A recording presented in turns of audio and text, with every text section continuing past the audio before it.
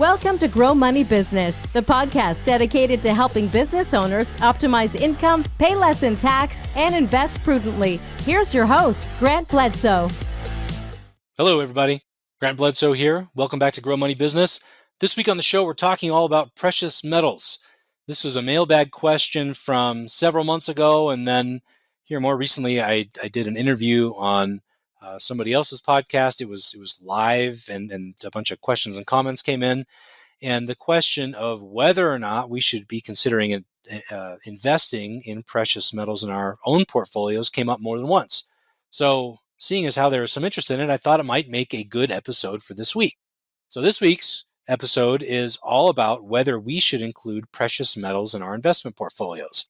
We go over the pros, we go over the cons, the arguments for, the arguments against, the mechanisms and ways in which you might do this if you decide precious metals are a good fit for your portfolio, and my personal take and whether or not we include them in our clients' accounts. I hope you enjoy it. Hey everyone, I need to interject quickly to remind you all that nothing found in today's episode or any other episode of Grow Money Business should be considered financial, investing, legal, tax, fitness, or even relationship advice. It's content that you're free to use and to deploy on your own terms. And before taking any actions on content found on the show, please do consult with your tax professional, your attorney, or your financial planner. If you don't have a financial planner, head on over to threeoakswealth.com to learn more about what we do in terms of financial planning and investments and how we help clients on an ongoing basis. Alrighty, so today on the show, we're going to be talking about whether it's a good idea to include precious metals in our investment portfolios. I say investment portfolios, what I mean is the aggregate of all your investments, your 401k, your IRA, your Roth IRA, your taxable account, anything that you invest in that you consider part of your portfolio. This is a question that comes up periodically. We had a mailbag question come in here some months ago, and I kind of brushed it aside. But then more recently, I was a guest on somebody else's podcast here in the last several weeks, which was actually really cool. Their setup was a live online broadcast, and then they recorded, and then they published the episode. So I think it'll be live maybe in a couple weeks, early January, I want to say. But at any rate, we had all this live feedback, and comments and questions came in. And one of the questions was whether it was a good idea to invest in precious metals in your investment portfolio. I don't know whether I have commented on this in the past, but I do have a position on it, something that I've thought through quite a bit over the years. And I thought it would make an interesting podcast episode to go over the arguments for investing in precious metals, the arguments against investing in precious metals, how you might go about doing it if you decide to in your accounts, and some history really of why people are so enamored with this idea. And in the investment world, there's this term called gold bugs. Investment managers who really like investing gold, we often call gold bugs for whatever reason. I don't know exactly where that comes from, but that's been a term over the course of my entire career, and probably goes back a very long time before that. But I felt like this is probably a question that a lot of our listeners have, since it came in from the comments on this recent show that I was a guest on, and it came in from the mailbag questions. Now, that being said, we get a fair amount of mailbag questions that come in. If you have questions yourself you'd like us to address on the show, please send them to info@growmoneybusiness.com. We do review them. When we run out of other topics that we feel are more pressing, I do circle back to these, and sometimes we'll cram 2 or 3 or 4 of these questions into an episode devoted to mailbag questions. So if you have them, please send them to us, and we'll try to get to them at some point. It just depends on what our content calendar looks like. So let's go over why this is a thing. And what I want to start with is a little bit of history. Admittedly, I had to brush up a fair amount on my facts through Wikipedia and a couple books that I own that I've read in the past, but I couldn't quite remember all the details of. And part of the reason there is I recorded this episode yesterday. I did an adequate job, I think, explaining the arguments for, the arguments against, the history, the mechanisms for investing in precious metals, gold and otherwise. And then I realized at the end of the episode that I was recording audio only and not video, which, as you might know, we publish the stuff on YouTube and we publish the video too. And so this is my second crack at covering this topic, not to put too much pressure on myself, because hopefully that means I do a slightly better job. But at any rate, I did brush up on my history here a little bit. But I think the best starting point here is to go back to why people have been enamored with investing in gold in the first place. And the reason really goes back to the core and the history of our world monetary systems. If you think of fiat currency meaning a US dollar is just a piece of paper. It's not backed by anything anymore. It doesn't have any intrinsic value in and of itself. It's not like we can take the paper that dollar is made for and go make useful stuff that we might need in everyday life. It's not like we can go and make jewelry out of it. It just is, right? And the value of that dollar depends on supply and demand for those dollars, supply and demand for the goods and services that those dollars might buy us. And the Federal Reserve exists to promote stability of that US dollar. This wasn't always the case. Initially, think back thousands of years ago, we used to be in a barter economy. And if anybody has taken economics, you may have covered this history, but before humans figured out that we should have some medium of exchange like dollars or gold or silver or something to that effect, we basically just traded with each other. And so if I'm someone that's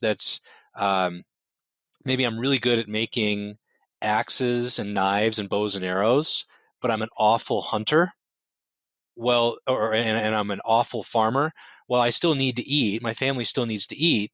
And so what I might do is produce bows and arrows and axes and all that stuff, and then trade that for food, trade that for other goods and services that my family needs.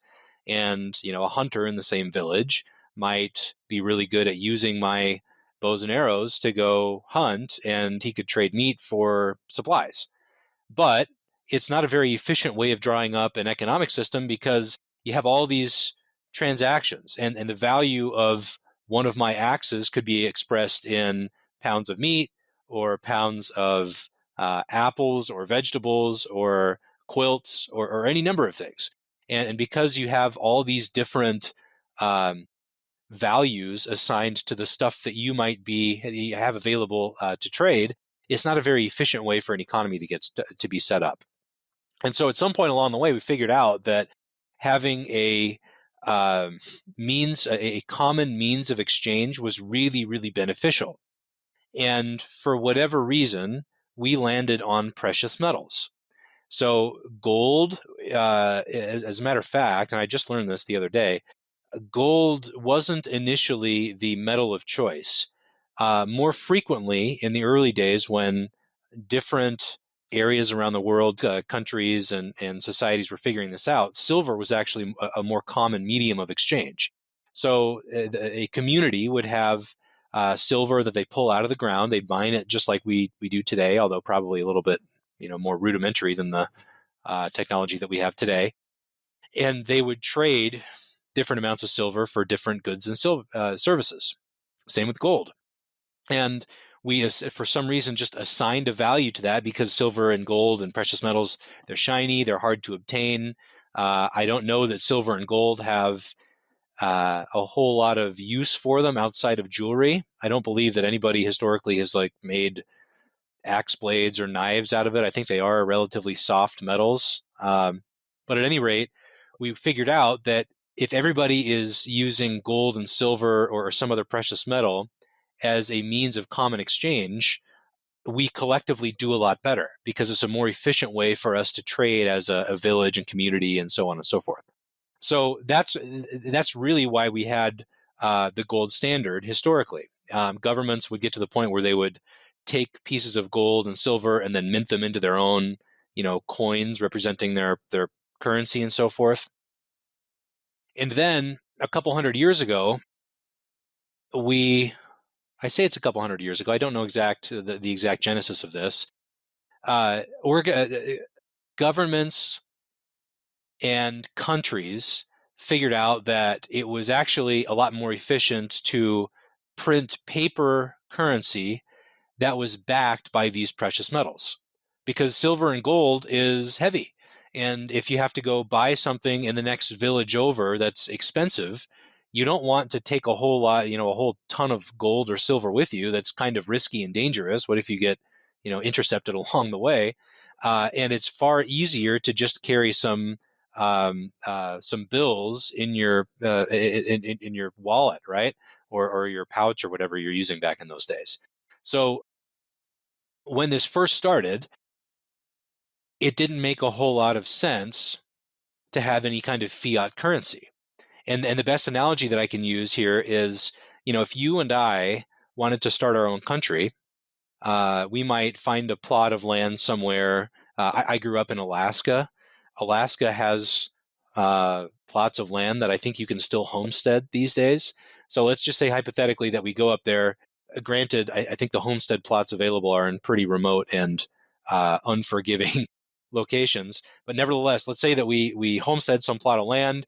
We get approval from the state government of Alaska and the federal government to secede on that plot of land, and we start our own little country. Not going to happen legally, but let's just play this out. Well, if we had this little plot of land, we might want to create our own currency. And so let's say we build a barn and we're trying to farm this land. We have some, vegetables that we can trade with other countries, including the United States and Alaska and so forth. And so we create this printing press, and we create let's call them grant marks for now. So if we print a whole lot of grant marks off, and we take those grant marks to Anchorage, where I grew up, is the biggest city in Alaska, and we want to buy fish or meat or materials to build on our little plot of land, we're going to get laughed out of the store because those grant marks are not worth anything. Nobody, you can't do anything with them, and nobody believes in grant marks as a store of value. So we need to have some backing by a common element. That could be grant marks are convertible into US dollars, or maybe they're convertible into a precious metal. And these days, countries that are in this situation typically like to peg their currencies to US dollars. Argentina is a company that did that recently. We touched on that in a recent episode with Scott Christensen, although we didn't dive into the topic in too much detail. So that's really the only way, if you have a new currency that nobody knows or understands or believes in its value, that's the only way to create some kind of confidence in grant marks or any other currency that we might want to create. To say, these little paper bills, I get it, they're not worth anything, but our country is promising that you can take these and convert them into X ounces of gold or X ounces of silver.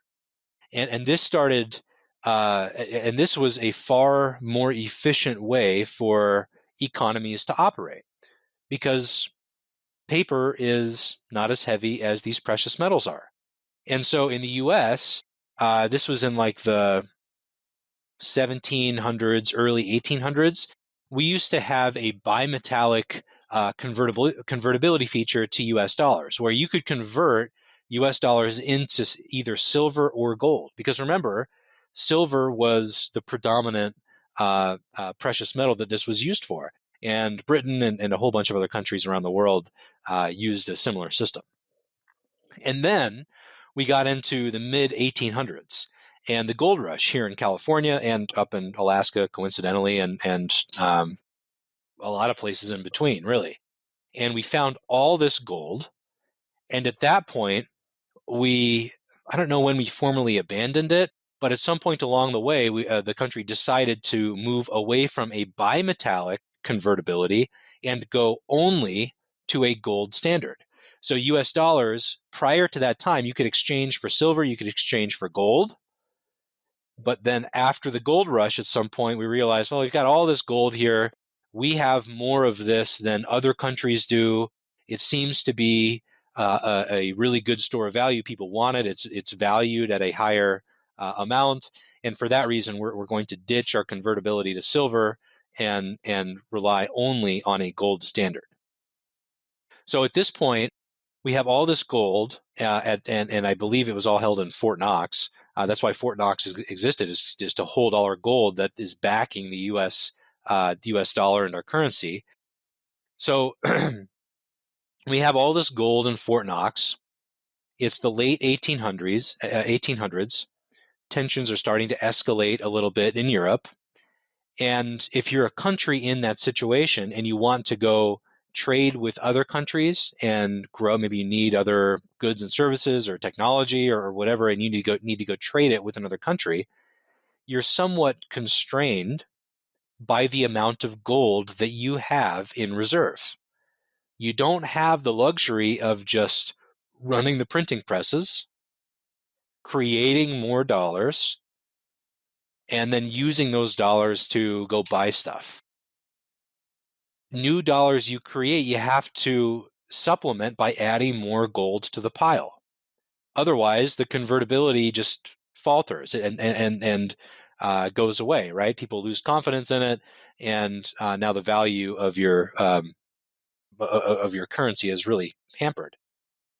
So you're making a promise as a government to back your currency by a certain amount of gold. But when things happen that require a whole lot of spending, that creates a lot of pressure on the national government to maintain that convertibility to gold and the gold standard. And what happened in a lot of places around the world is when we hit World War I, that just it forced a lot of different countries to abandon the gold standard entirely, because you have all this wartime spending. And what a lot of countries did at first was adjust their conversion to where, if $1 used to be worth 1 ounce of gold, I don't know what the convertibility is. I'm just pulling this out of left field. If you could take $1 and convert that to an ounce of gold, what the U.S. government might do is say, well, that dollar is now only going to be backed and convertible to a half an ounce of gold. So the value of the dollar goes down because they dilute it because the country needs to spend money. And this is what happened with Germany.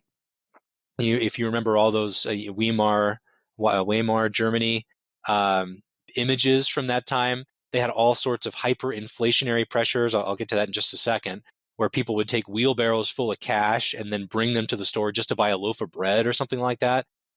They did not have a gold standard at that point. They had to abandon it because they needed to buy goods and services from other countries in order to fund their war efforts. And a lot of countries around the world did the exact same thing.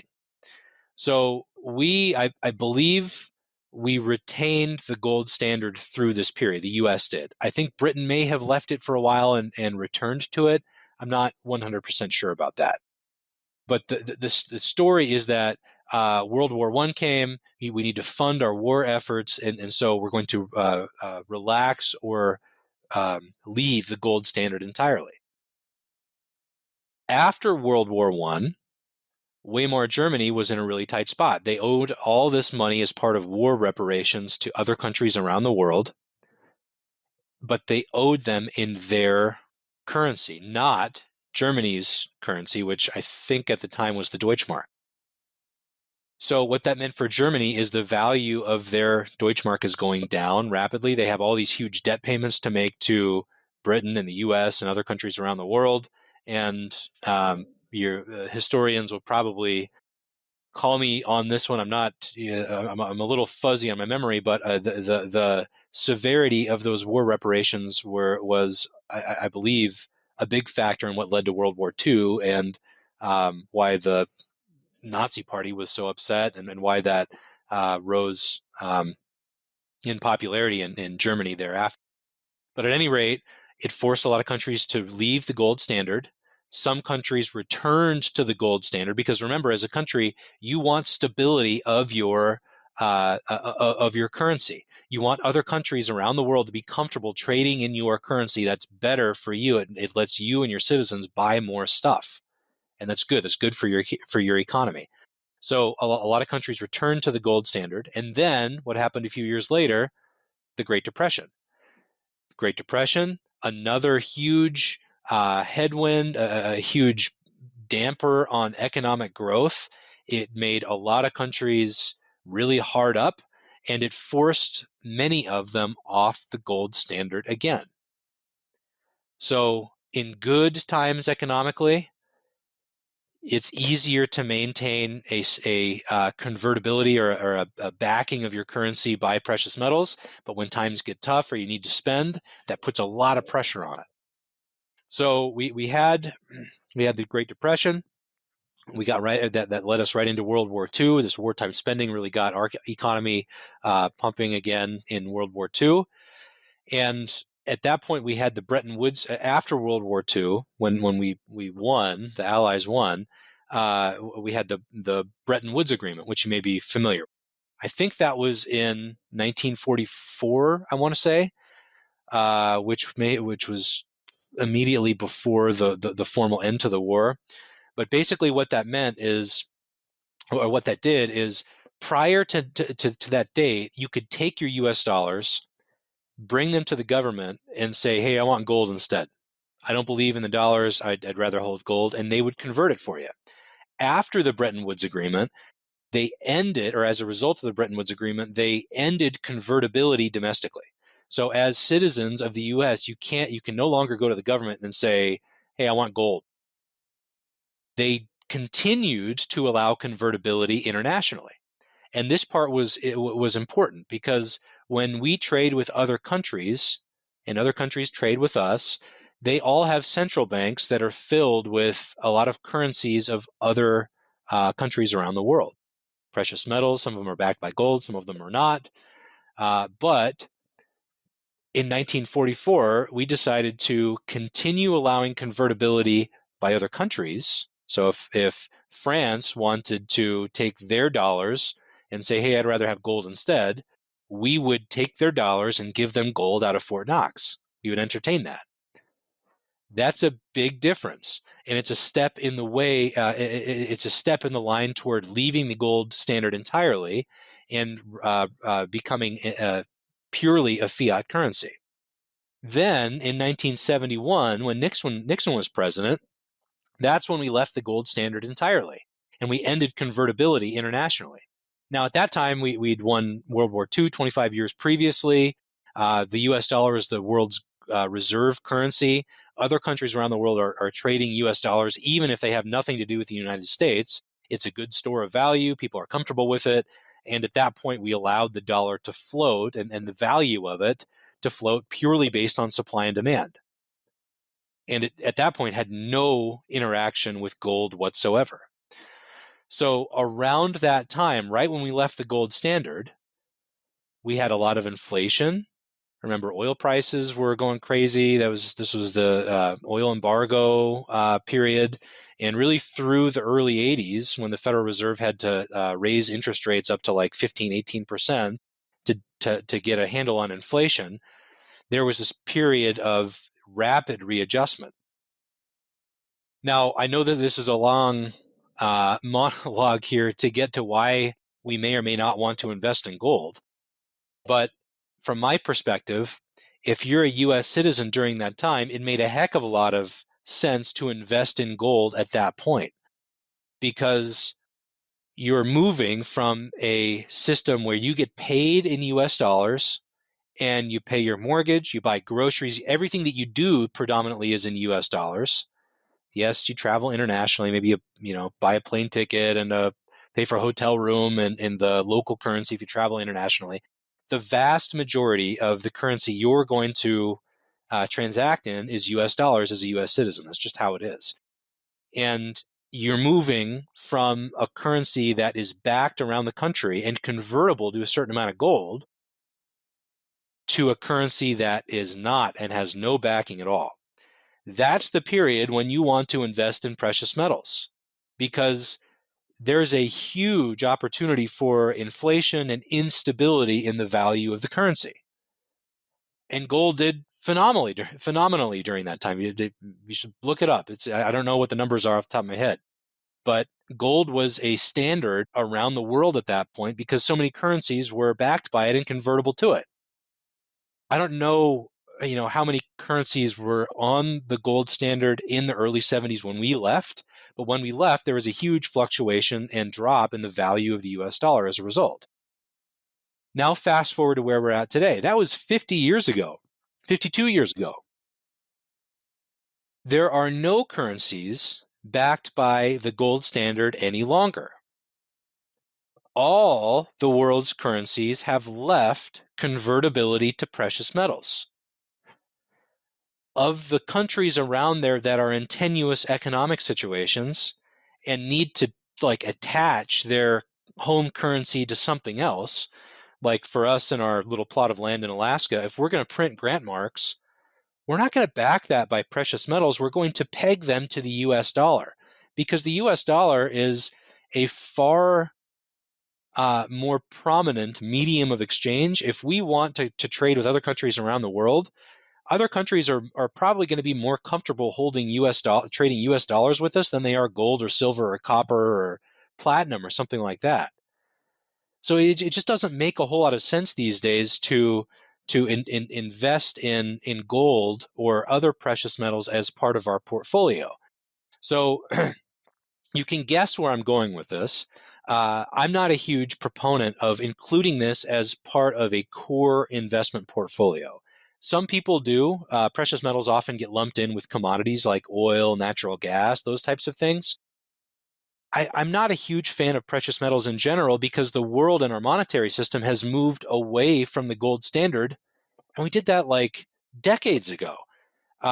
Today, the world attaches its monetary system to the US dollar, and while we might be in jeopardy of losing that at some point in the future, it's not really on the horizon anytime soon. Even though we're printing a lot of money, even though we have a huge debt burden, even though interest rates are a lot higher today than they were before, and that means that the cost of servicing our debt is higher, even though the geopolitical tension is a little higher, maybe a fair amount higher today than it's been in a long time.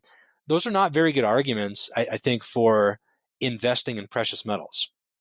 What may potentially be a reasonable argument for investing in precious metals is if you think that we are headed towards some kind of nuclear fallout very soon, and the world's monetary system will totally collapse.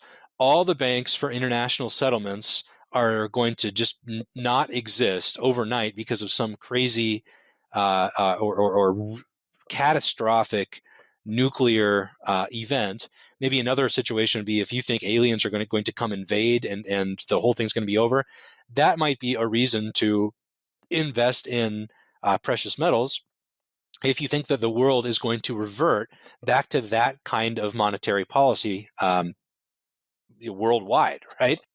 But I would argue that if that's your hypothesis, if you think that's going to happen, I'm not putting my money in gold. I'm putting it in durable goods and guns and ammo. I'm putting it into my, fallout shelter, that kind of stuff. It's going to be a lot more valuable than some arbitrary, shiny element that we pull out of the ground that we like to use to make jewelry, right? So that's the backdrop of this. And I think the arguments for investing in precious metals people often resort to is we are printing a lot of money. The value of the dollar is going down. Inflation is way up because we've printed a lot of money. We're headed toward economic catastrophe as a country because we have a huge debt burden, and that's very hard to dig our way out of. Those are all valid concerns. I understand those. But I don't think that's a good argument for dumping a whole bunch of money in gold and silver and platinum. Because again, your thinking there is that the value of those precious metals is going to be higher when you're ready to sell them than it is when you buy. And that's just a purely speculative play. Another line of thinking with all this is that when we think of our investment portfolios, we like to invest in different things, different types of investments that work for your benefit. If you take cash and you go buy a bond of the US government or a corporation or anything, you're lending them money, they're paying you interest on that money, and then you get your money back in the future. And that's beneficial economically. It does something for you. It pays you a little bit of interest. If you take your cash and you go buy shares of stock, that is a money-making machine. You're purchasing a small portion of that corporation, and it's a beautiful system that is designed to make you money. It is a profit-making machine because you as a shareholder and all the other shareholders have the opportunity to elect the board of directors. The board of directors is the group that oversees the CEO, hires and fires the CEO, sets high-level strategy. And if the CEO is not doing their job and the corporation doesn't earn reasonable profits, the board's going to fire them. They're going to find something else. If they're successful, then the corporation is profitable, and you as a shareholder have a right to a small portion of those profits. It's a beautiful system of checks and balances. Say what you will about the size and power of corporations in our society today, but it's a beautiful system to focus the bulk of your investment portfolio on. So why don't we want precious metals to be a part of that? Because it's just a hunk of metal.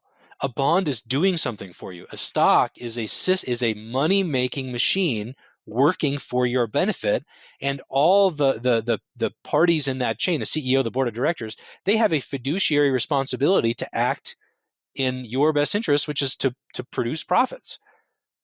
Gold is just a hunk of metal that we like to make jewelry out of, that doesn't do anything for you, and that we used to use to support our monetary system, and we no longer use to support our monetary system now. So it just doesn't make a whole lot of sense to me. Now, some people out there, some listeners are going to say, you know what, I get it, but I'm doing it anyway. And that's great. Best of luck to you. One thing that you should consider, and now jumping into how you might do this if you do want to invest in precious metals, you can buy gold coins. They advertise these things on TV all the time. You can buy gold bars and then store them in a safe or at home or a safety deposit box or something like that. That's one way to do it.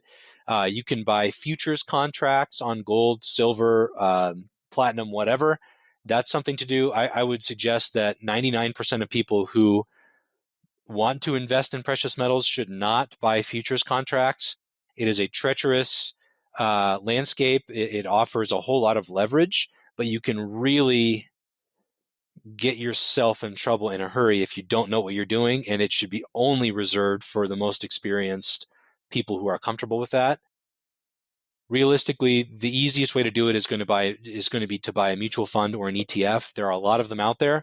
If you're going to go that route, make sure you look for a fund that takes your money and invests in the underlying metal. And there are funds out there that will invest in a basket of gold, silver, platinum, copper, so that you have some exposure to all of them. What you don't want to do is buy a fund that's backed by futures contracts. If you see any like 2x, 3x inverse gold funds or any kind of those funds, those are all backed by futures contracts. If gold goes up by 1%, the value of that fund is supposed to go up by 2% that day. But guess what? They're backed by futures contracts. They need to roll those futures contracts all the time, usually daily.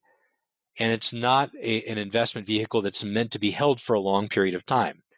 That 2x, 3x leverage that you get is only meant for that one day.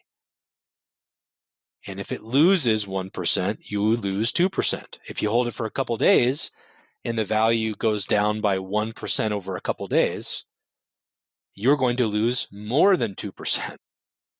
It's the nature of the beast, and the fact that these exchange traded products are backed by futures contracts as opposed to the underlying metal. So those are a few things to look for. One other alternative you might consider is to buy stock in mining companies that pull it out of the ground, because then you have exposure to the precious metal you're trying to get exposure to, but you also own stock in this money-making machine. It's a situation where you're buying shares that are doing something for you and still potentially giving you some of the exposure you're looking for. Realistically, if you're really diversified in your investment portfolio and you have coverage across all sectors of the market, you're already invested in some of these mining stocks in just a little teeny amount of your portfolio. And if you want more exposure, then you can bump it up by buying some of them individually. So those are my thoughts on this. It's maybe a little bit more of a history lesson than everybody bargained for, but I find this stuff super, super interesting because the value of everything that we do. Everybody's experienced inflation over the last couple of years. It all has roots back to how our system is set up, barter economy, to a currency, to a economy backed by a common medium of exchange, to something with paper currency that's backed by some common element, some common, usually precious metal, and then from there to a fiat currency. And that evolution from all the way from gold-backed, silver-backed economies all the way forward to fiat currencies, that's the typical evolution that's happened with governments over and over and over and over again, really since the beginning of time. So that's where we're at now. I'm not a huge fan of it myself, but again, if that's something you're going to engage in, best of luck. Hope this was interesting, and we'll talk to you all again soon.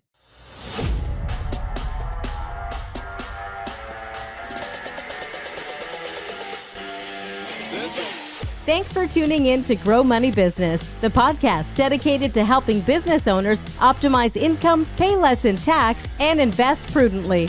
Be sure to subscribe to the podcast on iTunes, Google, Spotify, or wherever you digest podcasts to ensure you don't miss out on future episodes and announcements, and feel free to submit questions to growmoneybusiness.com.